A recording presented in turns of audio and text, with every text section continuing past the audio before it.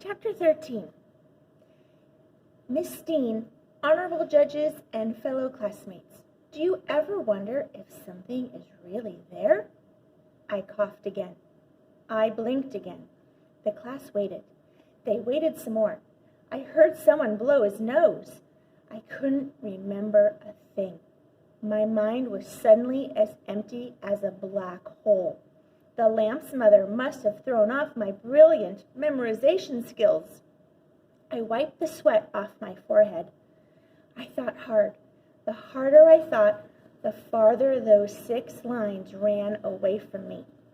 After a couple more seconds of dead silence, some wise guy at the back of the class started clapping. A couple more kids started giggling. I saw Sam trying to urge me on. He put his fingers in his mouth like he was going to whistle.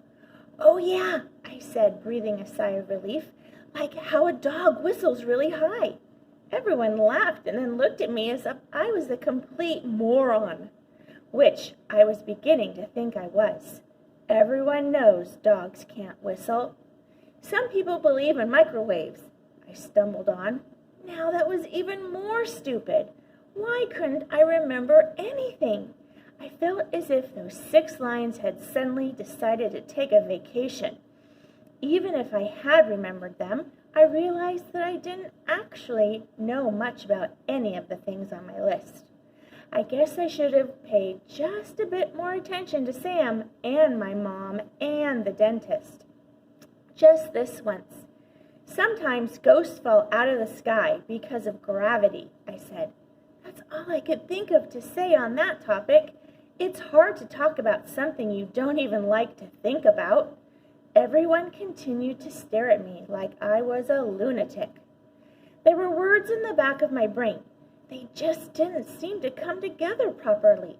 Sort of how like numbers never seem to come together properly for me. I knew there was something about black holes, but for the life of me, I couldn't remember what a black hole was. I wished I could crawl into the black hole right then and there. I scrunched up my eyes to try to jog my brain into action. I ground my teeth together. My teeth, x-rays. Oh yeah, dentists use x-rays to find black holes in your teeth, I said. Sometimes they use ESP too. Everyone looked as confused as I felt. Now I felt confused and stupid. That's not a great combination. This was getting ridiculous. I had to make some sort of sense about at least one thing on my list. I could talk about wormholes. I knew wormholes had something to do with time traveling and secret passageways, but I couldn't remember what. I wished that I could time travel out of the classroom into another planet right then and there. I wouldn't even care if the whole team of aliens in UFOs came to get me. I saw Tiffany sneering at me from her front row desk. She yawned and went cross-eyed. She put her fingers in her mouth like she was trying to gag. I knew I had to think fast. At the very least, I knew I had to talk fast. That was it. Finally, I knew what to do. I'd have to rely on my trusty old mouth instead of my not-so-trusty brain. I'd start with wormholes. I took a deep breath, and I let my mouth run wild. "How many people here like fishing?" I started. A few people put their hands up. "Well, do you ever go fishing and forget the bait?" I asked the class. "Then you don't know what to do? You decide to look around for some worms, but you don't see any? But you do see these little hills and lines of dirt? You're happy because you know that there must be worms around because something had to have made those little wormholes. You see, you can't see the worms, but you know they're there because of the holes. They're things that aren't there, but they really are." I looked at Sam for support. He looked like he was going to strangle me after class. He'd spent all that time researching the topic, and I had just thrown it out the window. He shook his head and then scratched his nose and shook his head again. He must have been even more nervous than me. I was on a roll now. I remembered there was something about atoms. Remember last year when we almost lost the baseball tournament? I continued. Well, that's what saved us was our lucky charm. It was Adam's little green plastic frog. We'd won every game before that when he wore it under his hat, but he lost it just before the tournament. We thought we were done for sure. I didn't bother telling the class that the frog wasn't really lost. I had borrowed it to try to scare Tiffany, but I decided to flush it down the toilet instead for an experiment. Anyway, we imagined that we still had Adam's frog for good luck. We concentrated and pretended it was there, just under his hat. We pretended it was there for the whole game. It worked! We won the tournament. It was all because of something that wasn't there, but we imagined it was. Atoms, what's the difference? They were close enough. Wow, I was good, if I did say so myself. Miss Steen had her eyes shut as if she didn't know what to think. Either that or she had a really bad headache. Some of the kids were nodding, and that was a good sign, I think. By now, Sam looked like steam was coming out of his nose. I thought he was going to blow up. I looked at my watch. About 1 minute had gone by. I had 2 more to go. I shouldn't have looked down at my watch because that seemed to stop my mouth. Both my brain and my mouth were quiet. Too quiet. I started to feel panicky again. But suddenly I remembered auras.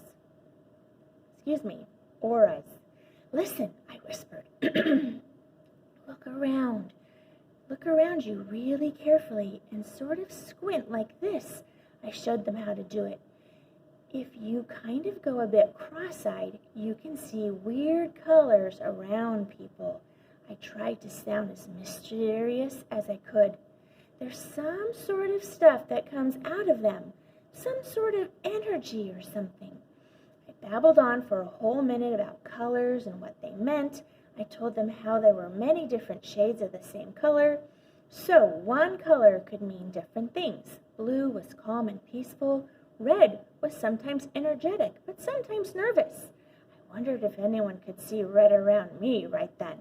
Of course, maybe they saw lavender, which was the color of imagination and daydreamers.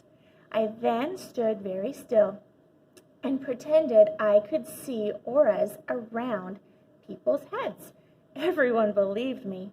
I saw everyone turn around and squint at each other. Things were looking up. I'd bought some valuable time while they looked for auras. I scrambled trying to think of something else to say. It was then that the weirdest thing happened. I really did see my first aura.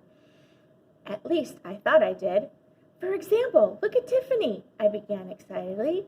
She's got this greenish color around her. I swear I could actually see it. Maybe Sam had been right about this aura stuff. The problem was, it wasn't just around her body like it was supposed to be.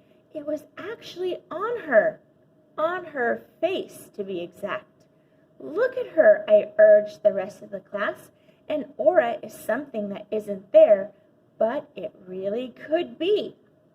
Concentrate hard and you will see the stuff coming out of Tiffany. Everybody turned to stare at Tiffany. I couldn't believe the lamp's face might actually save my speech. It was usually red and shiny, but now it was definitely grayish, green, and damp. It was getting greener and damper by the second. The lamp raised her hand. Not now, Tiffany, Miss Steen said. We're in the middle of a speech. It's rude to interrupt it. That was nice of Miss Steen, but for once I wish she had given Tiffany what she wanted.